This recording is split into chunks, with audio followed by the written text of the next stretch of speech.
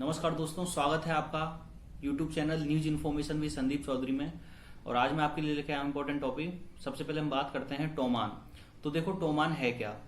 तो हाल ही में ईरान ने अपनी नई करेंसी लॉन्च की है, उसको नाम दिया गया है टोमान। तो ईरान की जो पार्लियामेंट ने बिल पास कर दिया है, अब ये बिल जाएगा सुप्रीम लीडर के पास। फिर सुप्रीम लीडर की जो कमेटी डिसाइड करेगी कि ये नई करेंसी लागू करनी है नहीं। तो इससे पहले देखो ईरान की करेंसी जो थी वो थी रियाल। क्वेश्चन ये उठता है कि करेंसी चेंज करने की आवश्यकता क्यों पड़ी। देखो जब ये 2018 में यूएसए तथा ईरान न्यूक्लियर डील से बाहर आया था, तब डॉलर के मुकाबले रियाल की कीमत बहुत ही कम हो गई थी। कीमत कम का मतलब $1 बराबर था 1,56,000 रियाल के। तो जो रियाल की वैल्यू थी वो बहुत नीचे चली गई थी, बहुत ज्यादा महंगाई हो गई थी और काफी प्रॉब्लम आ रही थी ट्रांजेक्शन में ईरान को। तो जो लास्ट की 4 जीरो हैं उनको हटाने के लिए टोमान नई करेंसी को लाया गया। एक टोमान इक्वल टू होगा 10,000 रियाल के। मतलब किसी के पास 1,000 रियाल हैं तो उसकी वैल्यू हो जाएगी 10 टोमान। तो ये फैसला लिया गया है अभी ईरान की पार्लियामेंट के द्वारा। जो रियाल करेंसी था उसको नाम चेंज कर दिया है टोमान। अब बात करते हैं हम सेकंड टॉपिक के बारे में, UNICEF lost at home report 2019 के बारे में। तो देखो यूएन चिल्ड्रन फंड यानी यूनिसेफ ने ये रिपोर्ट जारी की है, लॉस्ट एट होम रिपोर्ट। इस रिपोर्ट में कहा गया है कि 2019 में 33 मिलियन लोग डिस्प्लेस हुए हैं, जिसमें 25 मिलियन लोग डिस्प्लेस हुए हैं नेचुरल डिजास्टर की वजह से, जैसे कि अर्थक्वेक हो गया, बाढ़ हो गई। और 8.5 मिलियन लोग डिस्प्लेस हुए हैं कन्फ्लिक्ट के कारण या वायलेंस के कारण। और देखो 2019 में टोटल 33 मिलियन जो लोग हैं वो डिस्प्लेस हुए हैं, उनमें से 12 मिलियन बच्चे हैं। 3.8 मिलियन जो बच्चे हुए हैं वो डिस्प्लेस हुए हैं कन्फ्लिक्ट तथा वायलेंस के कारण। और 8.2 मिलियन जो बच्चे हैं वो डिस्प्लेस हुए हैं वेदर की कंडीशन के कारण, जैसे मैंने आपको बताया था, चाहे अर्थक्वेक हो गया, चाहे बाढ़ होगी, और कई वेदर कंडीशन और भी हैं। इंडिया के स्टेटस की बात करी तो इंडिया में 5 मिलियन लोग यानी कि 50 लाख लोग इंटरनली डिप्लेस हुए हैं। इंटरनली डिप्लेस का मतलब होता है कि इंडिया के ही अंदर एक स्थान से दूसरे स्थान पर चले जाना।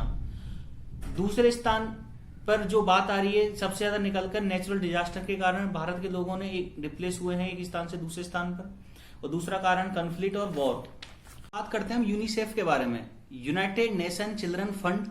यूनिसेफ की बात करें तो विभिन्न देशों की मदद करता है जनरल वेलफेयर के लिए, बच्चों की न्यूट्रिशन के लिए, उनकी एजुकेशन के लिए, और उनके जो एजुकेशन से रिलेटेड जो प्रॉब्लम्स है उनको इम्प्रूव करने के लिए।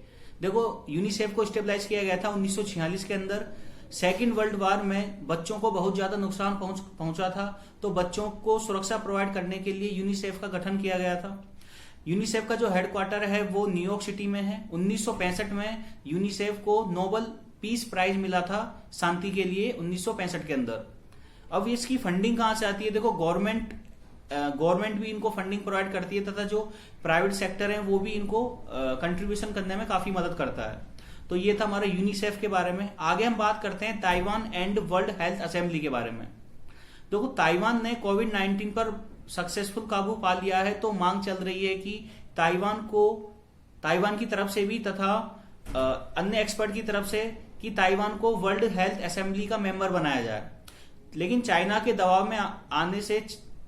दबाव में ताइवान को वर्ल्ड हेल्थ असेंबली का मेंबर नहीं बनाया जा रहा।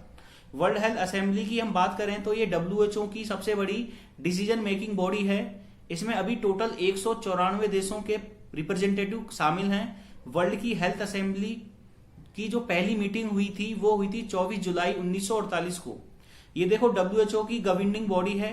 इसका काम क्या है, इसका काम है वर्ल्ड हेल्थ ऑर्गेनाइजेशन के डायरेक्टर जनरल को सिलेक्ट करना, गोल सेट करती है, प्रायोरिटी सेट करती है, और इवन WHO को जो बजट होता है और एक्टिविटीज को भी अप्रोच करती है।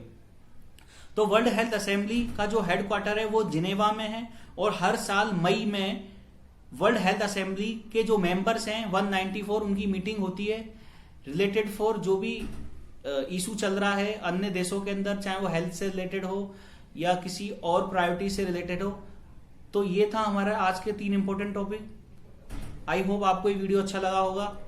अच्छा लगा तो प्लीज वीडियो को शेयर करें, सब्सक्राइब करें और लाइक करें।